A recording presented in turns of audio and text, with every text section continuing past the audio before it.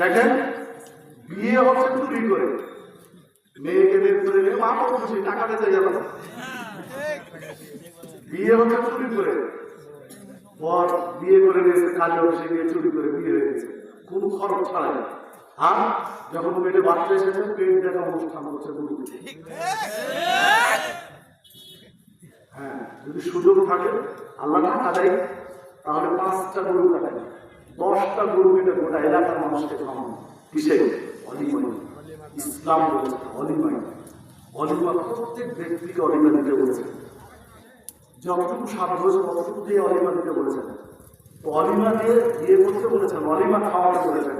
অলিমা খাওয়াবে না, চুরি করে বিয়ে করেছে গিয়ে কোটে, আর এসে ওই যে কি বলে বিদায় অনুষ্ঠান, এটা বাচ্চা এসেছে বিদায় অনুষ্ঠান, যার কোনো ভিত্তি নেই, কোনো ভিত্তি নেই। এটা একেবারে বেহায়া। এই বিদায় অনুষ্ঠান হচ্ছে বেহায়া। তোমার মেয়ের পেটে বাচ্চা এসেছে, এটা মানুষকে দেখাতে হবে, এটা ঢোল দিতে হবে, এই অনুষ্ঠান থেকে এই নোংরামিগুলো থেকে বেরিয়ে আসতে হবে। হ্যাঁ, আল্লাহ সুযোগ দিয়েছেন, বিয়েকে এলান করতে বলা হয়েছে, বিয়ে অনুষ্ঠানকে প্রচার করতে বলা হয়েছে, জাতিকে জানিয়ে দিতে বলা হয়েছে। ওটা প্রচার করতে হবে, ওটার খবর নাই, এসে যেটা দরকার নেই সেখানে এসে খরচ করছে।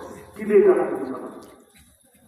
সবাই প্রস্তুতি, নিজেকে জানানোর জন্য করে তুলুন, প্রস্তুত করুন, পরিবারকে বলুন, নিজ নিজ দেশ, জাতি, এলাকা, কেউ চায় না যে আপনার ছেলে হোক, কেউ চায় না যে আপনার পরিবার ভালো হোক।